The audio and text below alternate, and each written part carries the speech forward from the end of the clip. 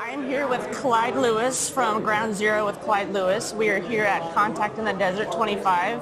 And I was talking to you about Bill Gossett, and you said you knew him. And I was wondering, how did you meet him? What do you know about him? Well, Bill Gossett, I met, he was a radio talk show host at a place called KCGL, which was a talk radio, FM talk radio station. I also worked at KBBX, which was this gospel station where I was doing engineering for it. And he was a talk show host that was doing a show about the paranormal.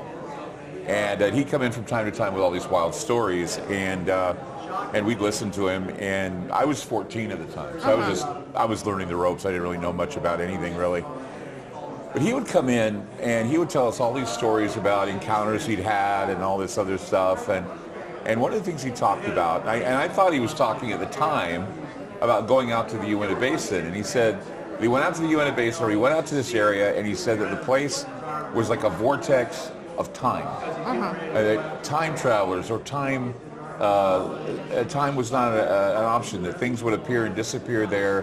There were beings that come and went, came and gone. And then he presented these coins. Yeah. And he said, look at these coins. They look like something that was from 1700s, or something from the 1600s. They were these old coins. They were kind of rough around the edges. They looked like they'd been corroded a little bit. And he said, they look new. And I go, no, they don't look new at all. They look very old. So, I mean, I didn't know where he got the coins, but he kept saying that there was this area that he went to where he was constantly having to deal with, he dealt with what was called a magnetic vortex or time travel vortex. And this is where he was getting these artifacts. Cool. I was wondering, what did the coins look like? Like, what did you learn from them? They were brass, I believe. I don't think they were gold. I mean, they had the gold look to them, but I have a feeling they were brass. I don't think they were, because they were really thin. Yeah. But they had like somebody on, I mean, at the time, I'm 14, I didn't know exactly who was on the coins, but it was somebody that was a, like a face. like a person who was revered or something. Someone that would be like a person who wear a wig, and like the old patriots or the old French. Okay. And so that's what it looked like to me. Gotcha. You didn't see any like symbols on them? Well, yeah, there was writing on them. I don't remember what the writing was though, and that's the thing. It's because I was 14. Yeah. And so I mean, it's very hard to remember. I do know they had writing on them. I do know they had the heads and the tails on them. But they were old coins, and I don't know who or what they were from, actually. I just knew that they were coins and they were old, and that they didn't look like anything I'd seen. Were they perfectly round? No, they were round, but they looked like they'd been corroded on the sides a little bit, kind of like little bits were taken out of them, but they were, they looked like they held up pretty well. Okay. And then in the story that said that there was gold coins with an amulet, did you see the amulet? I don't recall the amulet. I remember him talking about the amulet, and I think it's because he didn't want to show anyone the amulet. He didn't want anybody to steal it. Right. But he did say that he came across a lot of treasures, and I don't know what he did with them, actually. I just know that he showed us the coins just to prove that he was telling the truth, and the coins look valid to me. I mean, I don't see any reason why they wouldn't be valid, so that's important that he brought those forward so he could prove his case. I wish I knew what he did with them, because I know his son Gregory said that he has the coins, but I wonder about the other stuff. He could have the coins, because I remember, Gregory has said many times that there's been stuff. Sorry. You're good. There have been many things that he has given to him or willed to him when he died. Yeah. And so, yeah, I mean, if Gregory wants to show you the coins, I think that'd be great. He said he's looking for them. Oh, well, okay. They're small. I mean, they're like the size of a dime. Good to know. Okay, cool. That's good. And then the mysterious man who kept disappearing, what did he say about him? I always thought that story was a Man in Black story. Okay. Because he would always talk about things like this, and he was considered like a Ghostbuster or a paranormal investigator, and he was doing shows. In fact, one of the reasons why I'm doing paranormal shows, because when I was 14, I learned from him. There were a lot of things about him, including the possibility that he was D.B. Cooper.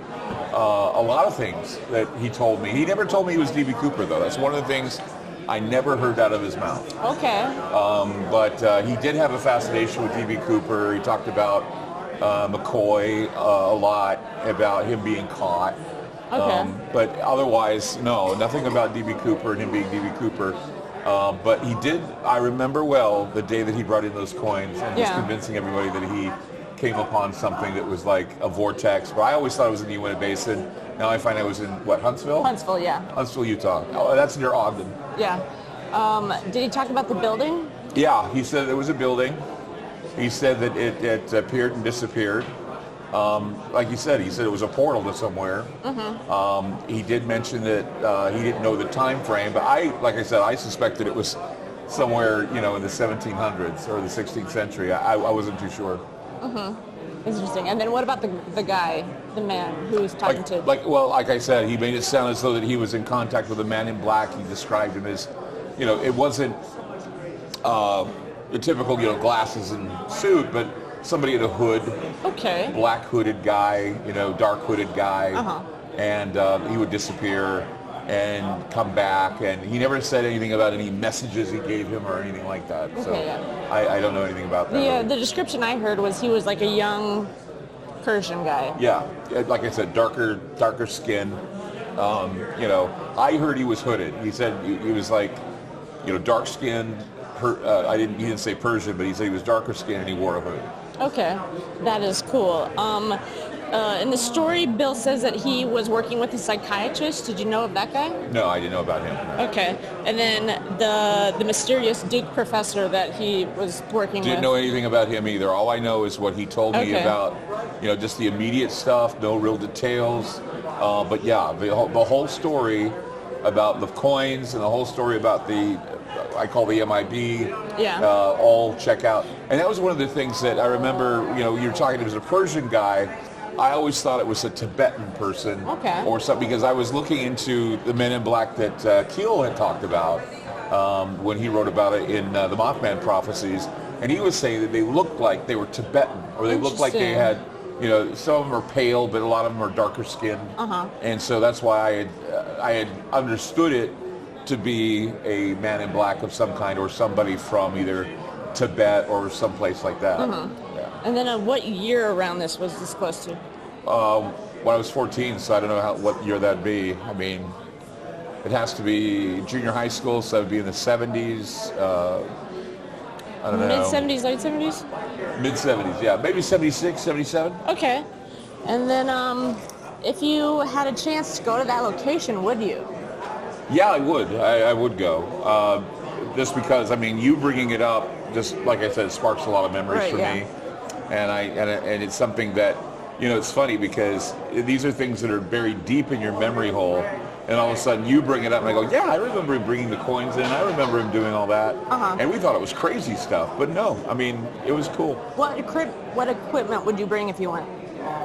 Probably magnetometers, probably things to measure the magnetic frequencies going through there, because if it was a magnetic vortex that they came upon, then I would say it's a vortex that's magnetic, and that's why, things are happening there. Okay. Do you think the activity could still be happening over there? I wouldn't know. It could. It just depends on, I'd have to go to the area. I know there's a tree in the area, and one tree out of this whole area, flat area.